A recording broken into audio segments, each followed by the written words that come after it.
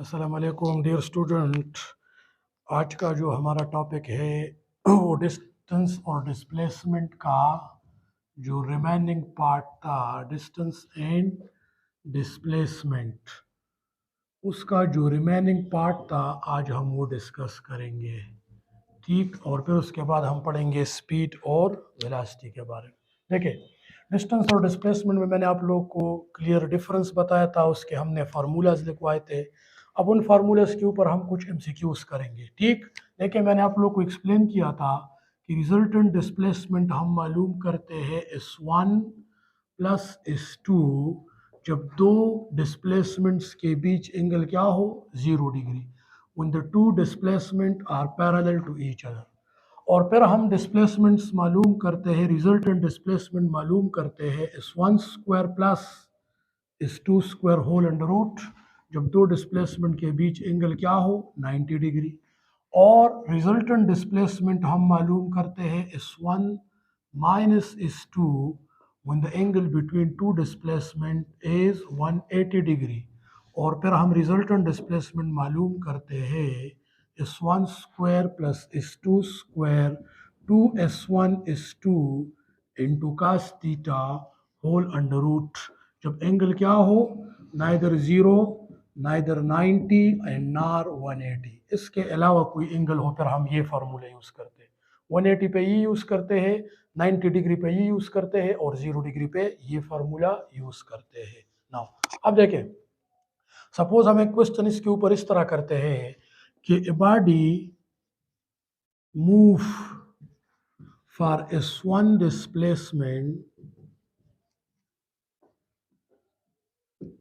displacement due to east toward east, and then it covers S2 displacement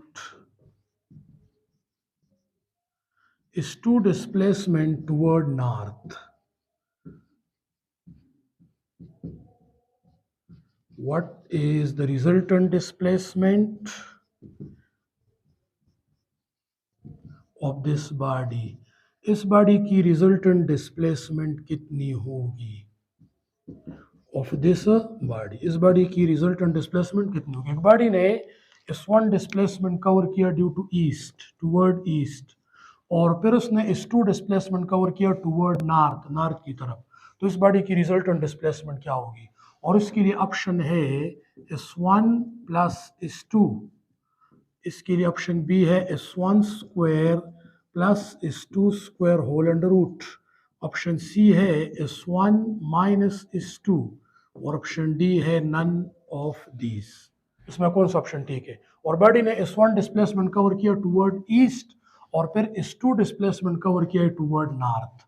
तो देखें, अगर हम डायग्राम में देखें तो ये है नॉर्थ, ये है साउथ, ये है वेस्ट, ये है ईस्ट। ये बॉडी ईस्ट की तरफ गई है और फिर नॉर्थ की तरफ गई है। तो ईस्ट और नॉर्थ में कितना एंगल है कि अगर बॉडी S1 डिस्प्लेसमेंट के लिए ईस्ट की तरफ जाए और S2 डिस्प्लेसमेंट कवर करे नॉर्थ की तरफ, तो ये है ईस्ट और ये है नॉर्थ। ईस्ट और नॉर्थ में कितना एंगल है, 90। तो फिर रिजल्टेंट डिस्प्लेसमेंट को मालूम करने के लिए हम 90 वाला फार्मूला यूज करेंगे। और इसके लिए कौन सा ऑप्शन ठीक है? Option B is the correct option. S1 square plus S2 square whole under root, that is the resultant displacement when the body covers some displacement toward east and then covers some displacement toward north. The resultant displacement of the body must be S1 square plus S2 square whole under root. That is the equation for the resultant displacement when body covers some displacement toward east and then north, because the angle between east and north is 90 degree. East और north के बीच कितना angle है, 90। और 90 degree जब दो displacement में angle हो, दो डिस्प्लेसमेंट एक दूसरे के परपेंडिकुलर हो, तो फिर हम रिजल्टेंट डिस्प्लेसमेंट इस फार्मूला से मालूम करते हैं। समझ आ गई इसकी? अब देखें, आगे देखें। Let's suppose we have another MCQs. Let's suppose हम कहते हैं ना, a body move 1 metre toward east, 1 meter toward east, and then 3 meter toward south, 1 meter toward east, and then 3 meter toward south, and again 2 meter toward east, and finally 7 meter towards north. The resultant displacement of the body will be what? The resultant displacement of this body will be what? इस body की resultant displacement कितनी होगी? ये question, ये बहुत important question है, medical paper में MCQs आया था, आप पास्ट पेपर में इसको चेक कर सकते हैं। ये body move 1 metre toward east, ये बॉडी 1 मीटर मूव हो गई है toward east, 1 metre toward east, and then it move 3 metre toward south, 3 metre south, और फिर ये 2 मीटर मूव हो गई है टुवर्ड ईस्ट, दोबारा ईस्ट की तरफ, और फाइनली ये 7 मीटर मूव हो गई है toward north, 7 meter move toward north. तो what is the resultant displacement of this body? इसके लिए मैं आप लोगों को ऑप्शन दूंगा और फिर उसको डिस्कस करेंगे कि किस तरह इसका आंसर आता है और कौन सा ऑप्शन ठीक है। इसमें रहे resultant displacement 5 metre, resultant displacement 7 metre, resultant displacement 9 metre, and none of these, इनमें एक भी ठीक नहीं है। अब देखें, अब इन फार्मूले के बेस पे, ये जो 4 फार्मूलेज मैंने लिखे, इसके बेस पे एमसीक्यू सॉल्व हो सकता है। देखिए 1 मीटर टुवर्ड ईस्ट, ये ईस्ट की तरफ गई है 1 मीटर, तो इस 1 जो हुआ ना वो है 1 मीटर और किस तरफ? ईस्ट की तरफ, ठीक। और फिर इस 2 डिस्प्लेसमेंट जो है वो है 3 मीटर ड्यू टू साउथ, ये 3 मीटर साउथ की तरफ ये बॉडी गई है, और फिर इस 3 डिस्प्लेसमेंट फर्दर ये गई है 2 metre due to east, toward east, और फाइनली इस 4 है 7 मीटर नॉर्थ। ये 4 डिस्प्लेसमेंट्स बॉडी ने कवर किए, 1 metre east, 3 metre south, 2 metre east और 7 मीटर नॉर्थ। अब इसकी रिजल्टेंट डिस्प्लेसमेंट मालूम करनी, तो देखिए इसमें S1 जो है ना, S1, ये S1 ईस्ट और S3 ईस्ट, ये दोनों पैरेलल है। S1 जो है ना ये 1 मीटर ईस्ट है, और S3 जो है ना ये भी 2 मीटर ईस्ट है। तो ईस्ट और ईस्ट में कितना एंगल होती है? ईस्ट और ईस्ट एक दूसरे के पैरेलल होते हैं, तो S1 और S3 पैरेलल है। S1 एंड S3 में एंगल है 0 degree, S1 and S3 are parallel to each other, ये क्या है? पैरेलल है। इसलिए हम कौन सा फॉर्मूला यूज करेंगे? S1 plus S2। क्यों? जब 2 डिस्प्लेसमेंट में एंगल 0 हो, 2 डिस्प्लेसमेंट एक दूसरे के पैरेलल हो, हम उसको सिंपली ऐड करते हैं। तो S1 भी ईस्ट की तरफ है, S2 भी ईस्ट की तरफ है, दोनों में एंगल 0 है, दोनों पैरेलल है, इसलिए हमने S1 और S3 को क्या करना है? ऐड करना है। तो हमारे पास जो है ना, हमारे पास S आ जाएगा S dash, S1 plus S3। आप S1 और S3 को हमने क्यों ऐड किया? क्योंकि S1 भी ईस्ट की तरफ है और S2 भी ईस्ट की तरफ है, तो S1 और S3 को हम ऐड करते हैं, 1 मीटर प्लस 2 मीटर और टोटल हुआ 3 मीटर, इस डैश हुआ 3 मीटर ड्यू टू ईस्ट। ये 3 मीटर किस तरफ है? ये 3 मीटर है ईस्ट की तरफ, क्योंकि S1 भी ईस्ट की तरफ था, S3 भी ईस्ट की तरफ था, तो दोनों पैरेलल थे, और पैरेलल को हमने क्या किया? ऐड किया, ईस्ट और ईस्ट को ऐड किया, इससे क्या आंसर आया? 3 मीटर ईस्ट। ये है एस डैश, ये इन दोनों के रिजल्ट से आया, और इनको हमने सिंपली ऐड क्यों किया? क्योंकि ये दोनों पैरेलल थे, इन दोनों की डायरेक्शन सेम है। नाउ अब देखें, अब इधर है इस 2 3 मीटर साउथ, इस 2 है 3 मीटर साउथ, और इस 4 है 7 मीटर नॉर्थ। तो आप अगर डायग्राम में देखें तो ये है नॉर्थ, ये है साउथ, ये है वेस्ट, ये है ईस्ट। इस 1 और इस 3 पैरेलल थे, उसको ऐड किया। अब इस 2 जो है ना वो है साउथ की तरफ, इस 2 है साउथ की तरफ, और इस 4 है नॉर्थ की तरफ। तो साउथ और नॉर्थ में कितना एंगल है? साउथ और नॉर्थ में एंगल है 180, साउथ नीचे नॉर्थ ऊपर, तो साउथ और नॉर्थ में कितना एंगल है? साउथ और नॉर्थ में एंगल है 180। तो आपने इस 2 और इस 4 ये एक दूसरे के एंटी पैरेलल है, इस 2 एंड इस 4 आर एंटी पैरेलल, इस 2 एंड इस 4 आर एंटी पैरेलल। ठीक, ये है 3 मीटर साउथ, ये है 7 मीटर नॉर्थ। तो जो दूसरा डिस्प्लेसमेंट आ जाएगा वो हो जाएगा इस 4 माइनस इस 2। क्यों आप माइनस करते हैं? ज्यादा से कम माइनस करोगे, क्योंकि इस 4 ज्यादा है, इस 2 कम है। इस 4 की डायरेक्शन नॉर्थ है और इस 2 की डायरेक्शन जो है ना वो है साउथ। और इसमें कितना एंगल है नॉर्थ और साउथ में? 180। और 180 के लिए हम कौन सा फॉर्मूला यूज करेंगे? इस 1 माइनस इस 2। तो ये हो जाएगा इस 4 माइनस इस 2, और इससे आ जाएगा 7 मीटर माइनस 3 मीटर, इससे आ जाएगा 4 मीटर नॉर्थ। क्योंकि 7 मीटर ज्यादा है, 3 मीटर कम है, तो डायरेक्शन ज्यादा का होगा। ये हुआ इस डबल डैश, ये डिस्प्लेसमेंट इन दोनों से आया, इस 2 और इस 4 से ये डिस्प्लेसमेंट आया, और इस 1 और इस 3 से ये डिस्प्लेसमेंट आया। 3 मीटर ईस्ट और 4 मीटर नॉर्थ। अब रिजल्टेंट डिस्प्लेसमेंट हमने किस तरह मालूम करना है? रिजल्टेंट डिस्प्लेसमेंट के लिए हम जो फार्मूला यूज करते हैं वो इस तरह होगा कि रिजल्टेंट डिस्प्लेसमेंट हम मालूम करेंगे, क्योंकि इन दोनों को हमने ऐड किया, ये दोनों पैरेलल थे, इन दोनों को ऐड किया, ये पैरेलल थे, और इन दोनों को माइनस क्यों किया? क्योंकि ये दोनों एंटी पैरेलल थे। अब इन दोनों को ऐड किया, इससे 3 मीटर ईस्ट आया, और इन दोनों को माइनस किया, इससे 4 मीटर नॉर्थ आया। तो ये हुआ 3 मीटर ईस्ट और ये हुआ 4 मीटर नॉर्थ। ठीक, ये 3 मीटर ईस्ट हुआ और ये 4 मीटर नॉर्थ। रिजल्टेंट डिस्प्लेसमेंट हम किस तरह मालूम करेंगे? इनिशियल पॉइंट से फाइनल पॉइंट तक, that is the resultant displacement. और उसके लिए हम कौन सा फार्मूला यूज करेंगे? क्योंकि ईस्ट और नॉर्थ में कितना एंगल है? 90। तो हम फार्मूला यूज करेंगे रिजल्टेंट डिस्प्लेसमेंट के लिए S1 square plus S2 square whole under root.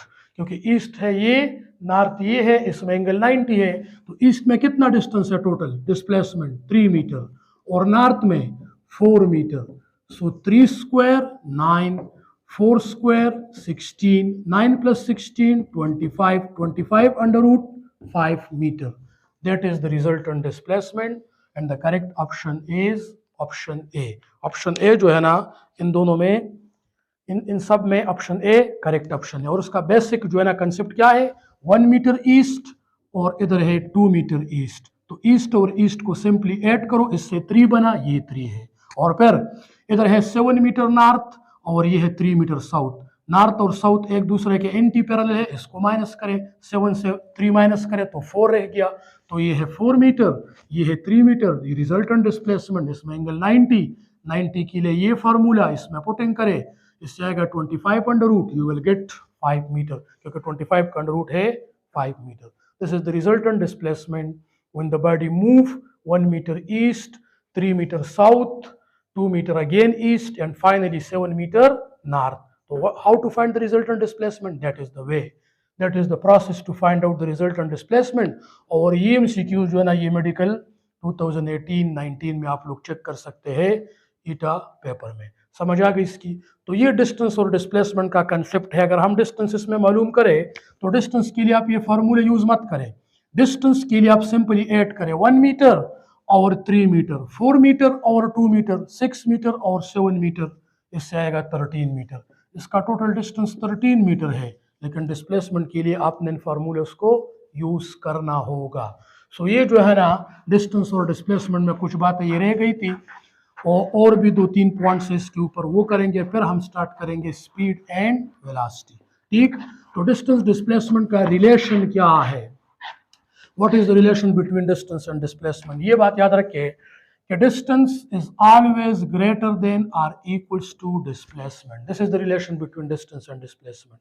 जब भी पाथ कर्व होती है, स्ट्रेट पाथ नहीं होती। आप इस पाथ की बात करें तो इस पाथ में क्या है? बॉडी इधर से स्टार्ट हो गई, इधर आ गई, फिर इधर से स्टार्ट हो गई, इधर आ गई, फिर इधर से स्टार्ट हो गई, इधर आ गई। इसका डिस्टेंस ज्यादा है, ये भी काउंट करोगे डिस्टेंस में, ये भी काउंट करोगे, ये भी काउंट करोगे, तो इसका डिस्टेंस ज्यादा है और डिस्प्लेसमेंट कम है, क्योंकि डिस्प्लेसमेंट इनिशियल पॉइंट से फाइनल पॉइंट तक हम डायरेक्टेड डिस्टेंस लेते हैं। तो डिस्टेंस हमेशा ज्यादा होती है डिस्प्लेसमेंट से, लेकिन एक केस में डिस्टेंस और डिस्प्लेसमेंट बराबर होती है। डिस्टेंस ग्रेटर देन और equals to displacement, in one case distance equals to displacement, and that is the case when the body moves straight। अगर बॉडी ए पॉइंट से बी पॉइंट तक गई, ए से स्टार्ट हो गई और बी पे रुक गई, ए इनिशियल पॉइंट है और बी फाइनल पॉइंट है। तो ए पॉइंट से बॉडी बी पॉइंट पे रुक गई बिल्कुल स्ट्रेट पाथ कवर करके। तो इसने कितना पाथ कवर किया, सपोज इसने पाथ कवर किया 2 मीटर का, कितना, सपोज 2 मीटर का। तो इसका डिस्टेंस कितना हुआ 2 मीटर, और इसका डिस्प्लेसमेंट कितना हुआ, वो भी 2 मीटर होगा। क्यों? क्योंकि स्ट्रेट पाथ में ये डिस्टेंस भी हुआ और इनिशियल पॉइंट चूंकि ये है और फाइनल पॉइंट ये है, तो डिस्प्लेसमेंट हम काउंट करते हैं इनिशियल पॉइंट से फाइनल पॉइंट तक। तो डिस्प्लेसमेंट भी इसका ये हुआ और इसका डिस्टेंस भी ये है, तो दोनों बराबर हो सकते हैं distance and displacement when the body move straight. Body जब स्ट्रेट मूव करती है, सीधा रास्ते पे जाती है, सीधा पाथ कवर करती है, तब उसकी डिस्टेंस और डिस्प्लेसमेंट बराबर होती है। When distance equals to displacement then the body move in a straight path. जब डिस्टेंस डिस्प्लेसमेंट बराबर हो जाए तो बॉडी स्ट्रेट पाथ में मूव करती है। Otherwise except straight path, straight path के अलावा जितने भी पाथ्स होते हैं उसमें डिस्टेंस ज्यादा होती है और डिस्प्लेसमेंट कम होती है। इस केस में देखें ये डिस्टेंस ज्यादा कवर हुआ है, ये भी काउंट करोगे, ये भी काउंट करोगे, अगर ये 2 मीटर है, ये 3 मीटर है, ये 2 मीटर है, तो डिस्टेंस कितना हुआ 2 मीटर और 3 मीटर, 5 और 2 7। डिस्टेंस में सारा पाथ काउंट करोगे तो डिस्टेंस 7 हुआ और डिस्प्लेसमेंट इस पॉइंट से इस पॉइंट तक तो डिस्प्लेसमेंट 3 हुआ और डिस्टेंस 2 और 3 और 2 7 मीटर। डिस्टेंस ज्यादा डिस्प्लेसमेंट कम। दूसरा आप एक बात याद रखिए, लेट्स सपोज ये बॉडी इस पॉइंट से इस पॉइंट तक आ गई, ए पॉइंट से स्टार्ट हो गई वापस ए पॉइंट पे आ गई, इनिशियल पॉइंट भी ए है फाइनल भी ए है, तो इसका डिस्टेंस कितना है 2 पाई आर और डिस्प्लेसमेंट कितना है 0। तो देखे कर्व पाथ में, सर्कुलर पाथ में डिस्टेंस तो होता है लेकिन डिस्प्लेसमेंट नहीं होता। तो डिस्प्लेसमेंट डिस्टेंस डिस्प्लेसमेंट से ज्यादा होता है, हर पाथ में डिस्टेंस डिस्प्लेसमेंट से ज्यादा होता है एक्सेप्ट स्ट्रेट पाथ, और डिस्प्लेसमेंट डिस्टेंस से कम होता है। ये बात अपने साथ याद रखो। सिर्फ स्ट्रेट पाथ में डिस्टेंस और डिस्प्लेसमेंट बराबर होते हैं, बाकी जितने भी पाथ्स होते हैं उसमें डिस्टेंस ज्यादा और डिस्प्लेसमेंट कम होता है। तो इसलिए अगर हम ये कहें कि the ratio of distance to displacement, the ratio of distance to, ये है डिस्टेंस और ये है displacement, greater or equals to 1, क्योंकि डिस्टेंस ज्यादा होता है डिस्प्लेसमेंट से तो ज्यादा को कम पे डिवाइड करेगा, ratio greater than 1, or equals to 1। Straight path में डिस्टेंस और डिस्प्लेसमेंट बराबर होते हैं तो इक्वल बाय इक्वल हमें क्या देता है, जब बराबर होते हैं तो equal by equal equals to 1। तो स्ट्रेट पाथ में डिस्टेंस बाय डिस्प्लेसमेंट 1 के बराबर होते हैं। Only in a straight path, सिर्फ स्ट्रेट पाथ में डिस्टेंस और डिस्प्लेसमेंट बराबर होते हैं, इसलिए इसकी रेशो क्या आएगी 1।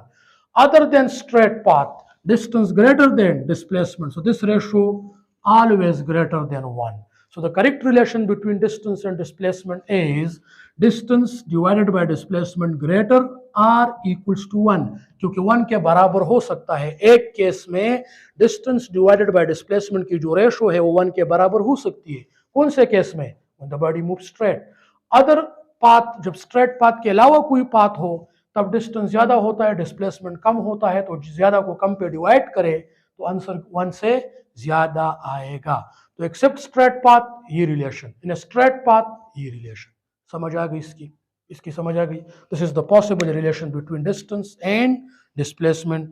ये डिस्टेंस डिस्प्लेसमेंट में रह गया था। डिस्टेंस डिस्प्लेसमेंट के अलावा जो है ना अब हम पढ़ेंगे आगे जो है ना स्पीड और वेलोसिटी का कंसेप्ट पढ़ेंगे। इसके अलावा समझ आ गई। तो डिस्टेंस डिस्प्लेसमेंट में ये कंसेप्ट था। अभी हम जाएंगे टुवर्ड्स स्पीड एंड वेलोसिटी। ये है टॉपिक नंबर 3। ये जो अभी हमने किया ये टॉपिक 2 में, लेक्चर नंबर 2 में कुछ पॉइंट्स रह गए थे तो हमने एक्सप्लेन किया। बाकी पॉइंट्स जो है ना वो डिस्टेंस डिस्प्लेसमेंट के ऊपर कवर हो गए। अब हम पढ़ेंगे लेक्चर नंबर 3, और लेक्चर नंबर 3 में हमारे पास है ईटा इनडिकेट के जो लेक्चर होते हैं उसमें है लेक्चर नंबर 3 और टॉपिक का नाम है speed and velocity. What is the difference between speed and velocity? Speed और वेलोसिटी में क्या डिफरेंस है अभी हम पढ़ेंगे लेक्चर नंबर 3 में। स्पीड और वेलोसिटी में जो डिफरेंस है वो कंसेप्ट पढ़ेंगे। पहले हम पढ़ते हैं speed. What is speed? Speed क्या है? स्पीड हम v से रिप्रेजेंट करते हैं और हम पढ़ते हैं the distance covered by the body. Distance covered, speed में डिस्टेंस है, distance covered by the body in unit time 1 second को कहते हैं।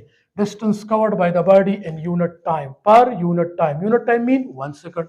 1 सेकंड में बॉडी जितना डिस्टेंस कवर करती है उसको हम स्पीड कहते हैं। ठीक, नाउ अब हम वेलोसिटी को पढ़ते हैं, इसका कंपैरिजन हम करते हैं। वेलोसिटी होती है displacement covered by the body. Body कितना डिस्प्लेसमेंट कवर्ड करती है, कितने टाइम में, यूनिट टाइम में। यूनिट टाइम किसे कहते हैं, यूनिट टाइम 1 सेकंड को कहते हैं। तो displacement covered by the body in unit time in 1 second is called velocity. और वेलोसिटी को हम रिप्रेजेंट करते हैं v से, लेकिन इसके ऊपर एरो होगा क्योंकि ये वेक्टर क्वांटिटी है। और स्पीड को भी हम v से रिप्रेजेंट करते हैं, लेकिन इसके ऊपर कोई एरो नहीं होगी क्योंकि ये क्या है, ये डायरेक्शनल डिपेंडेंट नहीं है। अब आगे देखें, चूंकि डिस्टेंस इंडिपेंडेंट ऑफ मोशन है, हमने पढ़ा है इंडिपेंडेंट ऑफ द पाथ है, डिस्टेंस स्केलर क्वांटिटी है, पाथ पे डिपेंड नहीं करता, इसलिए स्पीड भी स्केलर होगी। स्पीड तो डिस्टेंस डिवाइड बाय टाइम से बनी है, क्योंकि डिस्टेंस स्केलर है तो स्पीड भी स्केलर होगी। As the distance is scalar quantity तो speed is also scalar quantity. समझ आ गई, स्पीड भी डायरेक्शन पे डिपेंड नहीं करती। सिमिलरली अब देखें, डिस्प्लेसमेंट क्या है, डिस्प्लेसमेंट का प्रॉपर डायरेक्शन होता है from initial point two final point. Displacement vector quantity है, इसलिए वेलोसिटी भी वेक्टर क्वांटिटी होगी। वेलोसिटी का वो डायरेक्शन होता है जिस डायरेक्शन में बॉडी मूव करती है। तो इसलिए स्पीड, डिस्टेंस स्केलर है, स्पीड भी स्केलर है, डिस्प्लेसमेंट वेक्टर है, वेलोसिटी भी वेक्टर है। अब इसके ऊपर हम एक एमसीक्यूज करते हैं और हम इसको डिफरेंशिएट करते हैं कि what is speed and what is velocity. देखें लेट्स सपोज हम कहते हैं ना, a body move 5 metre toward east, a body move 5 metre toward east and this body move 12 meter toward north. The body moved 5 meter toward east, 5 meter east की तरफ ये body गई, and then this body moved 12 meter toward north. By taking how much time? इसने कितना time लिया? इसने time लिया जो है ना, इसने टाइम लिया 2 सेकंड का। By taking 2 second time. So what is the speed of the body? इस केस में आपने क्या मालूम करना है? स्पीड मालूम करना है। And what is the velocity of the body? What is the speed of the body and what is the velocity of the body? And the body move 5 meter toward east and 12 meter toward north. और कितना time लिया? इसने 2 second का time लिया। पहले हम इसकी speed मालूम करते हैं और फिर इसकी वेलोसिटी मालूम करेंगे। देखें, स्पीड किसके बराबर है? स्पीड बराबर है distance cover divided by time, unit time. और डिस्टेंस जो है ना वो इस पर डिपेंड नहीं कर रही है कि बॉडी किस डायरेक्शन में मूव होगी। 5 मीटर तो ईस्ट की तरफ गई और 12 मीटर नॉर्थ की तरफ गई, तो इसका total distance 5 metre plus 12 metre. Total distance इसका कितना हुआ? इसका डिस्टेंस हुआ 5 मीटर प्लस 12 मीटर। तो स्पीड को मालूम करने के लिए पहले डिस्टेंस मालूम करते हैं, और distance nature of the path पे डिपेंड नहीं करता, डायरेक्शन पे डिपेंड नहीं करता। तो डिस्टेंस हुआ 5 मीटर प्लस 12 मीटर। इसको इसके साथ सिंप्लीएट करो, डायरेक्शन को छोड़ो, तो डिस्टेंस इसका कितना हुआ? इसका डिस्टेंस हुआ 5 प्लस 12 17 मीटर। और कितना टाइम इसने लिया है? 2 सेकंड। तो स्पीड क्या हुआ? इसका स्पीड हुआ distance divided by time, 17 metre divide by 2 second. अगर 2 सेकंड में ये 17 मीटर कवर करता है तो 1 सेकंड में कितना कवर करेगा? 17 metre divide by 2, 8.5 metre per second. This is the speed of the body, this is the speed of the body. और स्पीड में ये बात नहीं है कि बॉडी ईस्ट की तरफ गई फिर नॉर्थ की तरफ गई, जो भी डायरेक्शन हो आपने ऐड ही करना है। डिस्टेंस स्केलर क्वांटिटी है, इसलिए ये 5 मीटर ईस्ट की तरफ गई, 12 मीटर नॉर्थ की तरफ गई। ओवरऑल इसने कितना पाथ कवर किया? 5 मीटर प्लस 12 मीटर। इसका डिस्टेंस है 5 मीटर प्लस 12 मीटर, 17 मीटर। कितना टाइम लिया? 2 सेकंड का। स्पीड हुआ S by T, 17 metre by 2 second, 8.5। Now इसी डायग्राम में हम क्या मालूम करते हैं? इसी डायग्राम में अब हम वेलोसिटी फाइंड करेंगे। ठीक, तो वेलोसिटी के लिए जो फार्मूला है, और हम वेलोसिटी मालूम करते हैं डिस्प्लेसमेंट डिवाइडेड बाय टाइम। तो डिस्प्लेसमेंट कितना हुआ? इस फिगर में डिस्प्लेसमेंट कितना हुआ। तो देखिए डिस्प्लेसमेंट के लिए फॉर्मूला है इनिशियल पॉइंट से फाइनल पॉइंट तक, ये है डिस्प्लेसमेंट।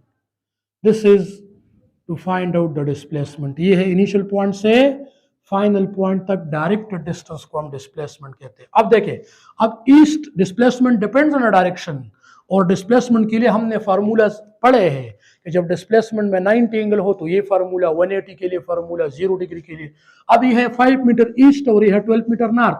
ईस्ट और नॉर्थ में कितना एंगल है, 90 डिग्री। तो हम डिस्प्लेसमेंट को किस तरह मालूम करेंगे, 5 is 1 square plus is 2 square whole under root. क्यों हम ये फार्मूला यूज करते हैं, क्योंकि इन दो डिस्प्लेसमेंट में एंगल है 90 डिग्री।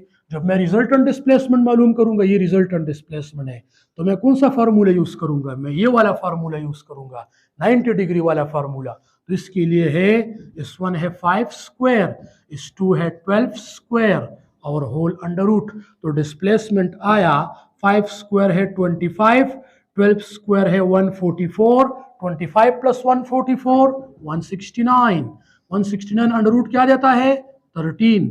इसलिए डिस्प्लेसमेंट इसका है 13 मीटर। इसका डिस्प्लेसमेंट कितना आया 13 मीटर, और इसका डिस्टेंस कितना आया था 5 प्लस 12 17। डिस्टेंस डिपेंड नहीं करता डायरेक्शन पे, इसलिए मैंने डिस्टेंस के लिए 5 और 12 को सिंपली ऐड किया था। डिस्प्लेसमेंट डिपेंड करता है, ये वेक्टर क्वांटिटी है। तो 5 मीटर ईस्ट और 12 मीटर नॉर्थ में एंगल है 90 डिग्री। टोटल डिस्प्लेसमेंट इस फार्मूला से निकालेंगे। इसके लिए कितना डिस्प्लेसमेंट आया 13 मीटर। अब मैं वेलोसिटी किस तरह फाइंड करूंगा, तो मैं वेलोसिटी को फाइंड करूंगा। वेलोसिटी के लिए क्या फार्मूला है, वेलोसिटी के लिए फार्मूला है डिस्प्लेसमेंट डिवाइडेड बाय टाइम। तो वेलोसिटी इसकी हो गई 13 metre displacement divided by 2 second. 13 divided by 2 6.5 metre per second, that is the velocity of the body. तो वेलोसिटी कितनी हो गई 6.5, और स्पीड कितना हुआ 8.5। स्पीड क्यों ज्यादा आया, क्योंकि speed distance divided by time के बराबर है, और डिस्टेंस में इन दोनों को आप सिंपली ऐड करोगे। चूंकि वेलोसिटी क्यों कम आ गई, वेलोसिटी बराबर है डिस्प्लेसमेंट डिवाइडेड बाय टाइम के। तो इस फिगर में डिस्प्लेसमेंट कम कवर हुआ है, ये है डिस्प्लेसमेंट। और डिस्टेंस में ये भी काउंट करोगे, ये भी काउंट करोगे, डिस्टेंस ज्यादा कवर हुआ है इसलिए स्पीड ज्यादा आया है, और डिस्प्लेसमेंट कम कवर हुआ है इसलिए वेलोसिटी कम आई है। This is the difference between speed and velocity. ये स्पीड और वेलोसिटी में डिफरेंस है। इस फिगर से मैंने आप लोगों को समझाया, इंशाल्लाह और इसके ऊपर एमसीक्यूज करते आप लोगों को और भी समझ आएगी। लेकिन ये जो है ना, फिलहाल हम इसको और डिस्कस करते हैं कि स्पीड और वेलोसिटी में क्या डिफरेंस है। नाउ अब पढ़ते हैं और एमसीक्यूज इसके ऊपर करते हैं। A moving body must have, इसको पढ़ते हैं, moving body must have, when a body move it must have,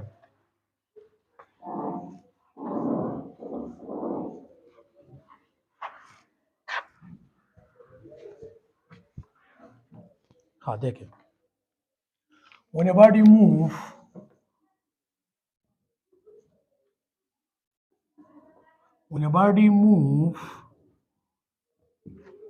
it must have speed, velocity, both और नन। मूविंग ऑब्जेक्ट के साथ जो है ना, मस्ट क्या जरूरी है, मूविंग ऑब्जेक्ट मस्ट है, या दूसरे सेंस में हम इस तरह कह सकते हैं कि when a body move it must have speed velocity both none. देखिए, अगर बॉडी मूव करे ना, मूविंग ऑब्जेक्ट के साथ स्पीड, मस्ट हैव का वर्ड आया है, it must have, a moving body must have speed. क्यों, क्योंकि स्पीड डायरेक्शनल डिपेंडेंट नहीं है और वेलोसिटी डायरेक्शनल डिपेंडेंट है। फॉर एग्जांपल, अगर ये बॉडी मूव करे तो इसकी टोटल डिस्प्लेसमेंट 0 है और डिस्टेंस 0 नहीं है। अगर ये बॉडी सर्कुलर पाथ में सपोज मूव करती है, या स्ट्रेट पाथ में मूव करती है, या जो है ना नॉन यूनिफॉर्म पाथ पे मूव करती है, हर पाथ में इसका डिस्टेंस होता है। जब हर पाथ में डिस्टेंस होता है तो हर पाथ में स्पीड होगी। मूविंग ऑब्जेक्ट के साथ स्पीड जरूरी है, क्योंकि मूविंग ऑब्जेक्ट जरूर डिस्टेंस कवर करती है। अब अगर हम इस केस को देखें, बॉडी ए पॉइंट से स्टार्ट हो गई, वापस ए पॉइंट पे आ गई, डिस्प्लेसमेंट क्या है? जीरो है। ये तो मूविंग ऑब्जेक्ट है, तो मूव कर रही है, लेकिन डिस्प्लेसमेंट क्या है? जीरो। तो इसकी एवरेज वेलोसिटी क्या होगी? जीरो। इसलिए ये बात जरूरी नहीं है कि हर मूविंग ऑब्जेक्ट के साथ वेलोसिटी हो। देखे, ये बॉडी मूव कर रही है, ए पॉइंट से बी पॉइंट तक गई, ये बॉडी ए पॉइंट से बी पॉइंट तक गई और बी पॉइंट से वापस ए पॉइंट तक आ गई, फिर ए पॉइंट से बी पॉइंट तक जा रही है, फिर बी पॉइंट से ए पॉइंट तक आ रही है। ये बॉडी तो मूव कर रही है, ये बॉडी तो मूव कर रही है, लेकिन इसका डिस्प्लेसमेंट क्या होता है? जीरो। क्योंकि ये एक पॉइंट से आ रहे, ए पॉइंट से आ रहे बी तक, वापस बी से ए तक, फिर ए से बी तक, फिर बी से ए तक। तो इसलिए इसका टोटल डिस्प्लेसमेंट क्या है? जीरो है। इसलिए इसकी एवरेज वेलोसिटी क्या होगी? जीरो होगी। और चूंकि ये मूव कर रहे, तो इस तरफ से भी पाथ कवर कर रहे, डिस्टेंस कवर हो रहा है, इस तरफ से भी कवर हो रहा है, इस तरफ से भी कवर हो रहा है, इस तरफ से भी कवर हो रहा है, तो डिस्टेंस तो कवर हो रहा है, चाहे वो इस डायरेक्शन में जाए, चाहे वापस अपने पॉइंट पे आ जाए। बॉडी ए पॉइंट से बी तक गई, डिस्टेंस कवर हुआ, बी से ए तक आ गई, फिर डिस्टेंस कवर हुआ, तो स्पीड तो है, क्योंकि स्पीड डिस्टेंस से बना है, डिस्टेंस डिवाइड बाय टाइम से बना है। और अगर ये बॉडी ए पॉइंट से बी तक गई, बी से वापस ए तक आ गई, तो इसकी टोटल डिस्प्लेसमेंट जीरो है। इसलिए वेलोसिटी किससे बनी है? Displacement divide by time. तो इसलिए इसकी एवरेज वेलोसिटी क्या है? जीरो। तो मूविंग ऑब्जेक्ट के साथ स्पीड का होना मस्ट है, लेकिन हर मूविंग ऑब्जेक्ट के साथ वेलोसिटी नहीं होती। बाज मूविंग ऑब्जेक्ट के साथ वेलोसिटी होती है, लेकिन हमने मस्ट का वर्ड यूज किया है। When the body move it must have speed, it must not necessary that it have velocity. ये जरूरी नहीं है कि जो बॉडी मूव करे उसके साथ वेलोसिटी भी हो, लेकिन ये जरूरी है कि जो बॉडी मूव करे उसके साथ स्पीड जरूर होता है। ये जो है ना, स्पीड और वेलोसिटी में जो है डिफरेंस है। अब हम दो और पढ़ते हैं इसके टाइप्स, एक है एवरेज स्पीड, दूसरा है एवरेज वेलोसिटी।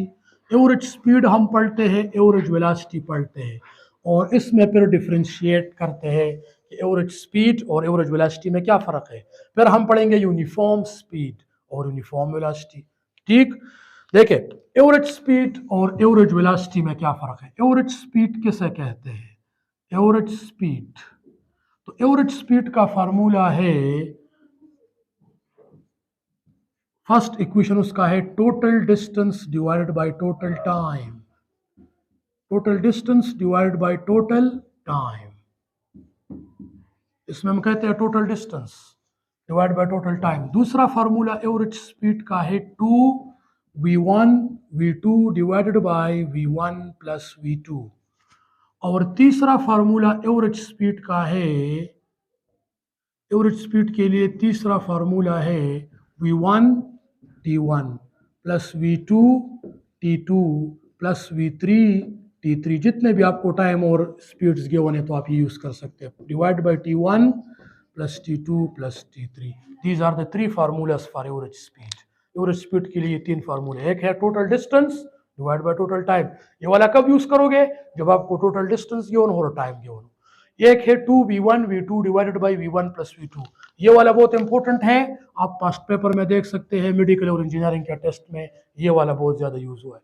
ये वाला फार्मूला आप कब यूज करोगे? सेकंड वाला, कि जब आपको दो स्पीड्स गिवन हो और आपसे एवरेज स्पीड मांगे, you have given two speed and you have to find the average speed, फिर आपने ये फार्मूला यूज करना है। और ये वाला तब यूज करोगे जब आपके पास स्पीड और टाइम, दूसरा स्पीड और दूसरा टाइम, तीसरा स्पीड और टाइम, और t1 t2 प्लस t3। आपको स्पीड भी गिवन हो, तीन स्पीड गिवन हो, तीन टाइम, या दो स्पीड गिवन हो, दो टाइम, तो ये वाला। दो स्पीड गिवन हो, एवरेज स्पीड मांगे, ये वाला। टोटल डिस्टेंस गिवन हो, टोटल टाइम गिवन हो, तो ये वाला। ये तीनों फार्मूलाज हम एवरेज स्पीड के लिए भी यूज करते हैं, फिर एवरेज वेलोसिटी के लिए भी हम यही यूज करेंगे, लेकिन उसमें थोड़ा डिफरेंस होगा, उसकी कंसेप्ट में थोड़ा चेंज होगा। मैं आप लोगों को एक एमसीक्यूज करवाता हूँ इसके ऊपर, और फिर उस पर पढ़ते हैं कि क्या आंसर इसका आएगा। देखें, a boy goes to his school, ये इंजीनियरिंग का टेस्ट में 2018 में चेक कर सकते हैं। A boy goes to his school from home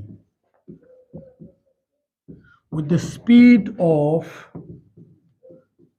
a boy goes to his school from home with the speed of 2 kilometer per hour, 2 kilometer per hour, and return to home with the speed of 3 kilometre per our. एक boy घर से school गया किस speed के साथ? 2 kilometre per our के साथ। और फिर स्कूल से वापस घर आया किस स्पीड के साथ? 3 किलोमीटर पर आवर के साथ। What is the average speed of the boy? Average speed of the boy, इस बॉय की एवरेज स्पीड क्या होगी, कितनी होगी? तो ये फार्मूला है। कौन सा फार्मूला यूज करेंगे? ये वाला। क्यों ये वाला? सुन ले। देखें, क्योंकि हमें दो स्पीड गिवन है। बॉय घर से गया स्कूल इस स्पीड के साथ, v1 स्पीड के साथ। v1 की वैल्यू क्या है? 2 किलोमीटर पर आवर। और फिर ये स्कूल से वापस घर आया किस स्पीड के साथ? 3 किलोमीटर पर आवर के साथ। ये हुआ v2, ये हुआ v1। And you have to find the average speed of the boy. इसके लिए कौन सा फॉर्मूला यूज करोगे? 2v1 v2 divided by v1 plus v2। अब इसका आंसर निकालते हैं। देखें तब, इसके लिए फार्मूला होगा 2v1 v2 divided by v1 plus v2। क्योंकि हमें दो स्पीड गिवन है और हमसे एवरेज स्पीड मांग रहे हैं, तो फिर ये सेकंड वाला फार्मूला आप यूज करोगे। 2v1 कितना है? 2 किलोमीटर पर आवर। और v2 कितना है? 3 kilometre per our divided by v1 कितना है? 2 और v2 कितना है? 3। तो इससे आएगा 2 2s are 4, 4 3s are 12 और divided by 2 plus 3 5। 12 divided by 5 2.4 kilometre per our. This is the average speed of this boy. तो अगर आपको ऑप्शन गिवन है 2.5 kilometre per our, 2.4 kilometre per our, 2.6 kilometre per hour और none of these, तो आप लोगों का ऑप्शन होना चाहिए 2.4 kilometre per hour. That is how to find the average speed when we have given two speeds. अगर हमें दो स्पीड्स गिवन हो, हम एवरेज स्पीड किस तरह मालूम करेंगे? इसके लिए फॉर्मूला है 2v1 v2 divided by v1 plus v2। 12 divided by 5 2.4 kilometre per our. This is the average speed of the boy. समझ आ गई इसकी? अब यही फार्मूला होगा हम एवरेज वेलोसिटी के लिए डिस्कस करेंगे। देखिए, ये तो हुआ एवरेज स्पीड के लिए 3 फार्मूलाज। इधर मैं आप लोगों को इसमें थोड़ा डिफरेंस, इसी क्वेश्चन में थोड़ा डिफरेंस में आप लोगों को बता रहा हूं एवरेज वेलोसिटी के लिए। तो एवरेज वेलोसिटी के लिए फार्मूला होगा, एवरेज वेलोसिटी के लिए टोटल, इधर total distance divide by total time है स्पीड के लिए। एवरेज वेलोसिटी के लिए होगा टोटल डिस्टेंस नहीं, total displacement divided bye total time. उधर क्या था? Total distance, total distance divide by total time. Average speed के लिए, एवरेज वेलोसिटी के लिए क्या है? Total displacement divide by total time. ठीक। दूसरा हमने एवरेज स्पीड के लिए पढ़ा है 2v1 v2 divide by v1 plus v2। Average velocity के लिए दूसरा फार्मूला यही होगा 2v1 v2 divided by v1 plus v2। इसके ऊपर सिर्फ एरो आ जाएगी क्योंकि ये वेक्टर है। और तीसरा फार्मूला इसके लिए है v1 t1 v2 t2 v3 t3 divide by t1 plus t2 plus t3।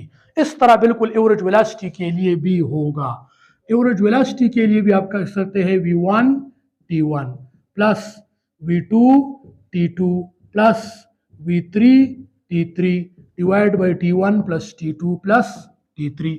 ये तीनों फार्मूलाज आप एवरेज वेलोसिटी के लिए भी यूज कर सकते हैं। लेकिन इधर टोटल डिस्टेंस है, एवरेज वेलोसिटी के लिए क्या होगा? Total displacement divide by total time. इधर क्या है? 2v1 v2 स्पीड है, इधर क्या है? 2v1 v2 एरो वेलोसिटीज है। और इधर जो है v1 t1, इधर भी v1 t1 v2 t2 t3। इस तरह ये तीनों फार्मूलास कॉमन है। लेकिन अब इस क्वेश्चन को देखें, मैं आप लोगों को इसी क्वेश्चन के ऊपर इसको डिफरेंशिएट करता हूं कि आंसर क्या आएगा। सुन ले, इधर A boy goes to his school from home with the speed, नहीं, इधर अगर मैं वर्ड लिखूं velocity, with the velocity of 2 kilometre per hour. ये अपने साथ नोट करें। पहले ये क्वेश्चन मैंने स्पीड के लिए किया, अब मैं इसको वेलोसिटी के लिए कर रहा हूं। A boy goes to his school from home with the velocity of 2 kilometre per our and return to home from school with the speed, नहीं, इधर मैं लिखता हूं with the velocity, इधर मैंने चेंजेस की, with the velocity of 3 kilometre per our. What is the average velocity of the boy? इधर मैं स्पीड की जगह क्या करता हूं? एवरेज वेलोसिटी करता हूं। अब आपको डिफरेंस की समझ आ जाएगी। देखें, पहले ये क्वेश्चन था, a boy goes to school with the speed from home with the speed, इधर स्पीड तभी मैंने उसको वेलोसिटी कर दी। A boy goes to school from home with the velocity of 2 kilometre per hour. The unit of speed and velocity are same. Metre per second speed का भी unit है, metre per second velocity का भी है। क्या difference है? Velocity vector है। Velocity depends on displacement, speed depends on distance. ठीक, now and return to home with the velocity of 3 kilometre per hour. पहले ये स्पीड था, अभी ये क्या हो गई? वेलोसिटी। ये है v2 वेलोसिटी और ये है v1 वेलोसिटी। v1 वेलोसिटी कितनी है? ये 2 kilometre per our. v2 velocity कितनी है? 3 kilometre per hour. What is the average velocity of the boy? अब average velocity of the boy, हमें दो वेलोसिटीज गिवन है, हमें दो वेलोसिटीज गिवन है and we have to find the average velocity. ठीक, इसके लिए मैं आप लोगों को ऑप्शन देता हूं। इसके लिए ऑप्शन होंगे 2.4 kilometre per hour, B 2.5 kilometre per hour, C 0 kilometre per hour और डी 2.6 किलोमीटर पर आवर। ये मैंने ऑप्शन दिए। अब सुन ले, अब इस क्वेश्चन को आप देखें, a boy goes to school from home with the velocity of 2 kilometre per hour and return to home with the velocity of 3 kilometre per hour. What is the average velocity? ये question हमने पहले average speed के लिए किया। Boy घर से school गया है और स्कूल से वापस घर आया है, हमें इस बात से कोई ताल्लुक नहीं है एवरेज स्पीड के केस में। क्यों? क्योंकि अगर बॉय घर से स्कूल गया है और स्कूल से वापस घर आया है तो इसका डिस्टेंस कवरिंग है, इसने डिस्टेंस कवर किया है। घर से स्कूल तक भी डिस्टेंस कवर किया है, स्कूल से वापस घर आया फिर भी डिस्टेंस कवर किया है, तो टोटल डिस्टेंस नॉन जीरो है, इसलिए एवरेज स्पीड है। अब इन केस ऑफ वेलोसिटी, वेलोसिटी किसके बराबर है? एवरेज वेलोसिटी किसके बराबर है? Total displacement divided bye total time. और हमने डिस्प्लेसमेंट में ये बात पढ़ी है कि अगर एक बॉडी ए पॉइंट से बी पॉइंट तक जाए, ये बॉय का घर है, ये स्कूल है, एक बॉय घर से स्कूल तक गया with the velocity of 2 kilometre per hour और फिर स्कूल से वापस अपने घर आया with the velocity of 3 kilometre per our. तो आप लोगों को ये पता है कि बॉडी जिस पॉइंट से स्टार्ट हो जाए वापस उसी पॉइंट पे आ जाए तो डिस्प्लेसमेंट कितना होता है? जीरो होता है। ये हमने डिस्प्लेसमेंट के कंसेप्ट में पढ़ा है कि बॉडी ए पॉइंट से बी तक जाए, बी से वापस ए तक आ जाए, जिस पॉइंट से बॉडी स्टार्ट हो गई थी वापस उसी पॉइंट पे आ जाए, तो टोटल डिस्प्लेसमेंट क्या होता है? जीरो होता है। इधर टोटल डिस्प्लेसमेंट जीरो है। इस सेंस में आप इस फार्मूले को एवरेज वेलोसिटी के लिए यूज नहीं कर सकते। ये फार्मूला आप एवरेज वेलोसिटी के लिए यूज कर सकते हैं, ये वाला 2v1v2 divide by v1 plus v2। लेकिन अगर बॉडी वापस अपने पॉइंट पे नहीं आ गई, बॉडी सपोज ए पॉइंट से बी पॉइंट तक गई और वो बी पॉइंट से सी पॉइंट तक गई, या ये बॉय घर से स्कूल गया और स्कूल से ये आगे गया एकेडमी या और स्ट्रेट गया, आगे गया, वापस घर नहीं आया, तो फिर इसकी एवरेज वेलोसिटी के लिए आप ये फार्मूला यूज कर सकते हैं। लेकिन अगर बॉय स्कूल से घर से स्कूल गया, स्कूल से वापस घर आया, इसकी टोटल डिस्प्लेसमेंट जीरो है। जब टोटल डिस्प्लेसमेंट जीरो है the average velocity of the boy must be zero. So this is the difference between speed and velocity. Speed के केस में इसका आंसर आया था 2v1 v2 divide by v1 plus v2। Speed के case में हमने ये फार्मूला यूज किया, इसमें पुटिंग की और हमारे पास आया 2.4। लेकिन एवरेज वेलोसिटी के केस में हमारे पास क्या आया? जीरो, क्योंकि वेलोसिटी किससे हम डिफाइन करते हैं? डिस्प्लेसमेंट से, और डिस्प्लेसमेंट का कंसेप्ट डिस्टेंस से अलग है।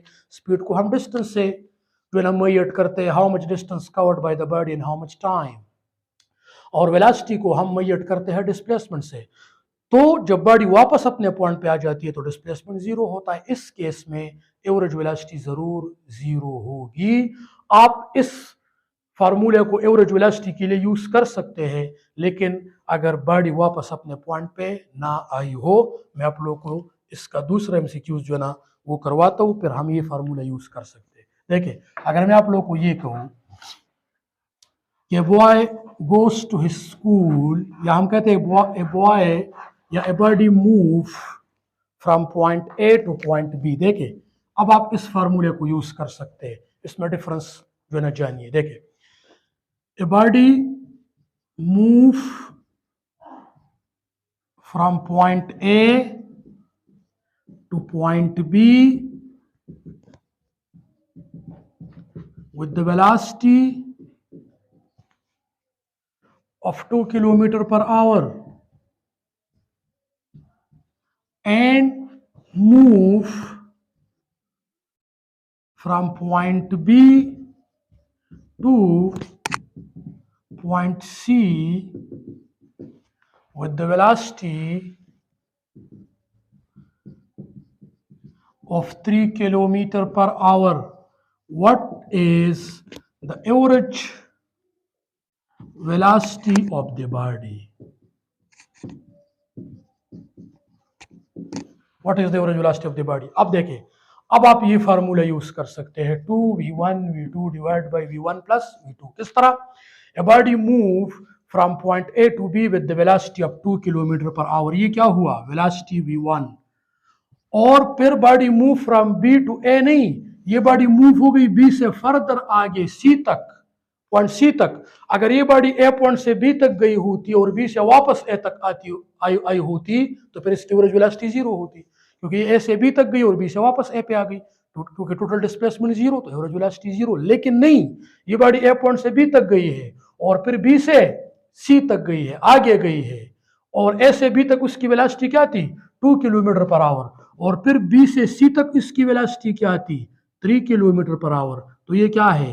v2 वेलोसिटी, और ये क्या है? v1 velocity. How to find the average velocity of this body? इसकी एवरेज वेलोसिटी किस तरह मालूम करेंगे? अब आप ये फार्मूला यूज कर सकते हैं, क्योंकि बॉडी अपने पॉइंट पे नहीं आई है, बॉडी आगे गई है, इसलिए इसकी एवरेज वेलोसिटी बनती है. और इसकी एवरेज वेलोसिटी के लिए फार्मूला होगा, इसकी एवरेज वेलोसिटी के लिए कौन सा ऑप्शन ठीक होगा? Option A. और कौन सा फार्मूला अब आप यूज करोगे एवरेज वेलोसिटी के लिए? 2v1 v2 divided by v1 plus v2. ये फार्मूला अब आप यूज कर सकते हैं.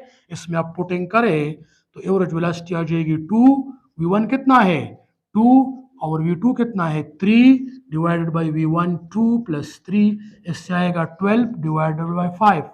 तो 12 को 5 पे डिवाइड करें, you will get 2.4, and the correct answer is 2.4 in case of average velocity as well. तो ये डिफरेंस है कि आपके पास एवरेज वेलोसिटी जीरो आएगी जो बॉडी वापस अपने पॉइंट पे आ जाए, और एवरेज वेलोसिटी जीरो नहीं आएगी. आप एवरेज स्पीड के लिए ये फार्मूला यूज करते हैं, आप एवरेज वेलोसिटी के लिए भी ये फार्मूला यूज कर सकते हैं, लेकिन इसमें ये बात है कि बॉडी ए पॉइंट से बी तक जाए और बी से आगे सी तक जाए, वापस अपने पॉइंट पे ना आए, तब आप ये फार्मूला यूज कर सकते हैं. अदरवाइज अगर बॉडी वापस अपने पॉइंट पे आ गई तब एवरेज वेलोसिटी उसकी जीरो होगी. समझ आ गई इसकी?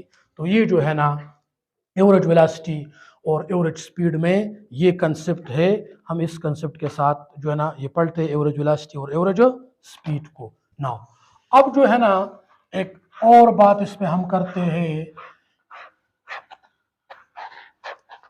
कि यूनिफॉर्म स्पीड और यूनिफॉर्म वेलोसिटी में क्या फर्क है. यूनिफॉर्म स्पीड और यूनिफॉर्म वेलोसिटी में क्या फर्क है? यार हम कहते हैं कि एक बॉडी सर्कुलर पाथ में एक साइकिल कंप्लीट करता है तो उसकी average velocity zero, average speed non zero. एक बॉडी सर्कुलर ट्रैक पे, a body complete one cycle of radius r in time t. Of radius r, a body complete one cycle of radius r in time t. The average velocity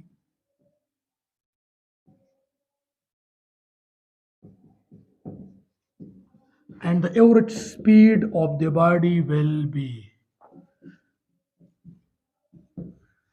इसके लिए मैं option लिखूं 0 और 0, B में लिखूं 0 और non 0, और सी में लिखूं नॉन 0 और 0, और डी में लिखूं non 0 and non 0. These are the options. देखें, a body move, a body complete one cycle of radius r. एक बॉडी ने एक साइकिल कंप्लीट किया, एक साइकिल ए पॉइंट से वापस ए पॉइंट तक आ गई, ए पॉइंट से स्टार्ट हो गई वापस ए पॉइंट तक आ गई, और इस सर्कुलर पाथ का रेडियस कितना है r, और कितना टाइम लिया, t टाइम लिया। ठीक, तो इसकी एवरेज स्पीड क्या होगी और एवरेज वेलोसिटी। फर्स्ट क्या मांगा है, एवरेज वेलोसिटी, फिर क्या मांगा है, एवरेज स्पीड। सेकंड नंबर पे एवरेज स्पीड, फर्स्ट नंबर पे एवरेज वेलोसिटी। तो इसकी एवरेज वेलोसिटी होगी 0, एवरेज स्पीड होगा नॉन जीरो। क्यों, सुन ले, क्योंकि अगर एक साइकिल वो कंप्लीट करता है तो हमने डिस्प्लेसमेंट में पढ़ा है कि कंप्लीट साइकिल में डिस्प्लेसमेंट 0 होता है। बॉडी जिस पॉइंट से स्टार्ट होती है वापस उसी पॉइंट पे आ जाती है। इसलिए एवरेज वेलोसिटी के लिए क्या फार्मूला है, total displacement divided bye total time. तो सर्कुलर पाथ में अगर बॉडी ए पॉइंट से वापस ए पॉइंट तक आ गई, टोटल डिस्प्लेसमेंट कितना है, ए पॉइंट से स्टार्ट हो गई वापस ए पॉइंट पे आ गई, टोटल डिस्प्लेसमेंट कितना है, 0। 0 डिवाइडेड बाई टी, 0। समझ आ गई, क्योंकि सर्कुलर पाथ में बॉडी ए पॉइंट से वापस ए पॉइंट तक आ गई, एक साइकिल कंप्लीट किया, total displacement 0 divide by total time T, 0 by T 0। Now in case of average speed, ये तो एवरेज वेलोसिटी हो गई। इन केस ऑफ एवरेज स्पीड, जब हम एवरेज स्पीड की बात करते हैं तो एवरेज स्पीड के लिए फॉर्मूला है total distance divide by total time. तो सर्कुलर पाथ में अगर बॉडी ए पॉइंट से स्टार्ट हो गई और वापस ए पॉइंट पे आ गई तो इसका टोटल डिस्टेंस 0 नहीं है, बल्कि इसका टोटल डिस्टेंस है 2 पाई आर। इसके लिए एवरेज स्पीड होगा 2 पाई आर, एक सर्कल में 2 पाई आर डिस्टेंस होता है divided by T. This is the average speed. ये तो नॉन जीरो आएगा क्योंकि इसका तो रेडियस भी है और ये सरकमफेरेंस तो नॉन जीरो है। तो जब बॉडी ए पॉइंट से वापस ए पॉइंट तक आ जाए इसका डिस्टेंस होता है, इसलिए एवरेज स्पीड होगा। लेकिन अगर बॉडी ए पॉइंट से वापस ए पॉइंट तक आ जाए सर्कुलर पाथ में तो इसका डिस्प्लेसमेंट 0 है, इसलिए एवरेज वेलोसिटी 0 ही होगी। Velocity 0, speed non zero. Speed के लिए 2 pi r divided by t और वेलोसिटी के लिए 0 divided by t equals to 0। समझ आ गई इसकी। ये एवरेज वेलोसिटी है सर्कुलर पाथ में, average velocity 0, average speed not 0। The last point which will discuss about uniform speed and uniform velocity. बस फिर आगे पढ़ेंगे इंशाल्लाह कल नए लेक्चर के साथ, जो है ना उसमें फिर हम एक्सेलरेशन को डिस्कस करेंगे। ठीक, एक जो है ना अब हम डिफरेंशिएट करेंगे about uniform speed and uniform velocity. Uniform speed और यूनिफॉर्म वेलोसिटी में क्या डिफरेंस है। ठीक, इधर हम पढ़ते हैं यूनिफॉर्म स्पीड, इधर हम पढ़ते हैं यूनिफॉर्म वेलोसिटी।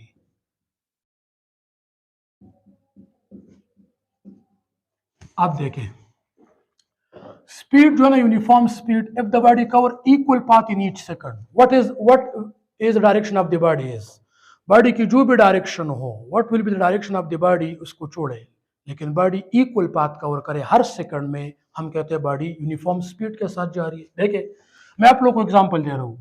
लेट्स सपोज हम कहते हैं which one is uniform speed, which one या which body is in uniform speed.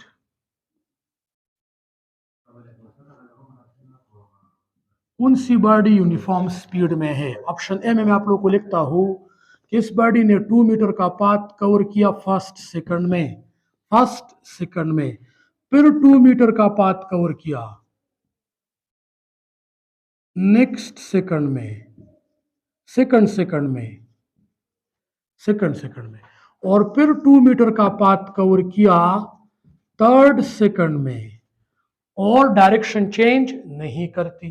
फिर बी में मैं आपको कहता हूं कि बॉडी ने 2 मीटर का पाथ कवर किया फर्स्ट सेकंड में, फिर उसने डायरेक्शन चेंज की और 2 मीटर का फर्दर जो है उसने पाथ कवर किया डाउन की डायरेक्शन में, नेक्स्ट सेकंड में इसने 2 मीटर का पाथ कवर किया, फिर डायरेक्शन उसने चेंज की और नेक्स्ट सेकंड में इसने फिर 2 मीटर का पाथ कवर किया, थर्ड सेकंड में इसने 2 मीटर का पाथ फिर कवर किया, लेकिन डायरेक्शन बार बार चेंज कर रहे। पहले ये डायरेक्शन था, फिर ये डायरेक्शन, फिर ये डायरेक्शन। और सी में मैं लिखता हूं बोथ और डी में लिखता हूं नन।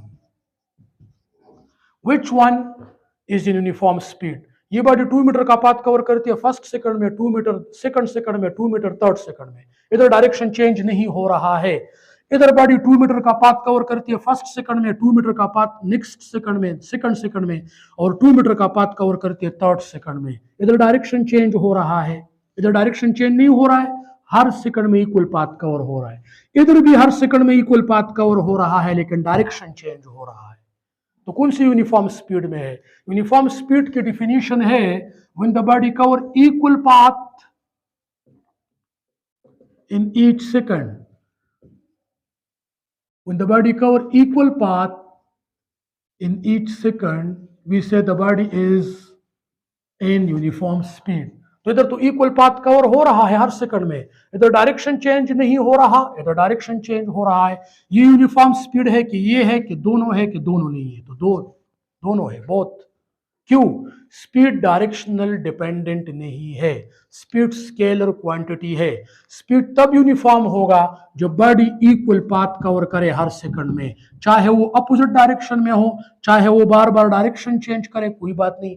ये बॉडी डायरेक्शन चेंज कर रही है, लेकिन हर सेकंड में तो इक्वल पाथ कवर कर रहे हैं। फर्स्ट सेकंड में भी 2 मीटर, दूसरे सेकंड में भी 2 मीटर, थर्ड सेकंड में भी 2 मीटर। ये डायरेक्शन चेंज कर रहे हैं, डायरेक्शन चेंज करता रहे, क्योंकि स्पीड तो स्केलर है, ये डायरेक्शनल डिपेंडेंट है ही नहीं। इसलिए अगर वो इक्वल पाथ, एक बॉडी इक्वल पाथ कवर कर रही है हर सेकंड में, बस ये ठीक है, यूनिफॉर्म स्पीड है। इधर डायरेक्शन चेंज नहीं हो रहा है और हर सेकंड में इक्वल पाथ, ये भी यूनिफॉर्म स्पीड है। इधर डायरेक्शन चेंज हो रहा है और हर सेकंड में इक्वल पाथ, ये भी यूनिफॉर्म स्पीड है। बोथ, ये ए ये बी, बोथ दोनों यूनिफॉर्म स्पीड है। नाउ यूनिफॉर्म वेलोसिटी किसे कहते हैं? पहले आप लोग ये पढ़िए और ये जानिए कि वेलोसिटी बराबर होती है speed in a specific direction. जब स्पीड के साथ हम स्पेसिफिक डायरेक्शन लेते हैं तो वेलोसिटी बन जाती है। वेलोसिटी बराबर होती है speed plus direction. Speed in a specific direction is called velocity. Now अब देखें, अब हम कहते हैं which one is in uniform velocity?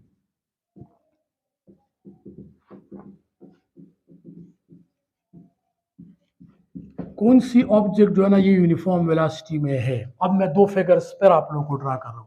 Option A में है ये बॉडी 2 मीटर का पाथ कवर करता है फर्स्ट सेकंड में, फिर इसने 2 मीटर का पाथ कवर किया नेक्स्ट सेकंड में, दूसरे सेकंड में, फिर इसने 2 मीटर का पाथ कवर किया थर्ड सेकंड में। ये है ऑप्शन ए। और ऑप्शन बी में है कि ये बॉडी ने 2 मीटर का पाथ कवर किया टुवर्ड ईस्ट फर्स्ट सेकंड में, और फिर इसने डायरेक्शन चेंज किया, 2 मीटर का पाथ कवर किया सेकंड सेकंड में, लेकिन डायरेक्शन चेंज हुआ, और फिर इसने डायरेक्शन फिर चेंज किया, और फिर इसने 2 मीटर का पाथ कवर किया, 2 मीटर का पाथ कवर किया थर्ड सेकंड में। ये है ऑप्शन बी। सी में है बोथ, ये दोनों यूनिफॉर्म वेलोसिटी है, और डी में है नन ऑफ दीज, एक भी यूनिफॉर्म वेलोसिटी नहीं है। अब देखें, अब यह है यूनिफॉर्म स्पीड तो दोनों है, क्योंकि इक्वल पाथ कवर हो रहा है, डायरेक्शन में चेंज आ रहे, कोई बात नहीं, स्पीड डायरेक्शनल डिपेंडेंट नहीं। अब देखें वेलोसिटी किसके बराबर है? वेलोसिटी है speed in specific direction. Velocity को यूनिफॉर्म रखने के लिए दो बातों का होना जरूरी है कि वो मस्ट हो। एक बॉडी इक्वल पाथ भी कवर करे हर सेकंड में, 2 metre in first second, 2 metre in next second, 2 metre in third second, 2 metre in fourth second. हर सेकंड में बॉडी 2 मीटर का पाथ कवर कर रही है हर सेकंड में। 2 मीटर फर्स्ट सेकंड में, 2 मीटर नेक्स्ट सेकंड में, 2 मीटर थर्ड सेकंड में, 2 मीटर फोर्थ सेकंड में। हर सेकंड में ये 2 मीटर का पाथ कवर कर रही है, और डायरेक्शन भी सेम रखा है, डायरेक्शन भी एक है। इधर ये बॉडी हर सेकंड में 2 मीटर का पाथ कवर करते हैं, 2 मीटर फर्स्ट सेकंड में, 2 मीटर नेक्स्ट सेकंड में, 2 मीटर थर्ड सेकंड में। इधर भी हर सेकंड में 2 मीटर का पाथ कवर कर रहे हैं, लेकिन इधर डायरेक्शन चेंज हो रहा है। और वेलोसिटी क्या है? वेलोसिटी वेक्टर क्वांटिटी है। कौन सी क्वांटिटी है? Vector quantity. इसलिए वेलोसिटी तब यूनिफॉर्म होगी तब जब ये भी कांस्टेंट हो, इक्वल पाथ भी कवर हो जाए हर सेकंड में, और ये भी कांस्टेंट हो, एक डायरेक्शन में कवर हो जाए, इक्वल पाथ भी कवर हो जाए, और हर सेकंड में इक्वल पाथ भी हो, और हर सेकंड में डायरेक्शन भी एक हो।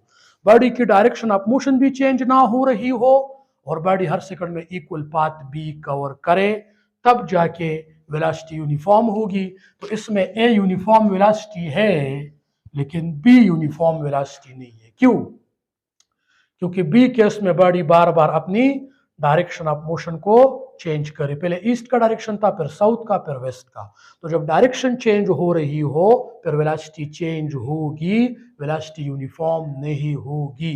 वेलोसिटी को यूनिफॉर्म रखने में दो बातें जरूरी है कि बॉडी हर सेकंड में इक्वल पाथ कवर करे और वो एक ही डायरेक्शन में कवर करे, स्पेसिफिक डायरेक्शन में कवर करे, स्पेसिफिक डायरेक्शन में कवर करे, एक डायरेक्शन में कवर करे, तब वेलोसिटी यूनिफॉर्म होगी। This one is uniform velocity, this one is not uniform velocity, and this one is uniform speed, this one is also uniform speed।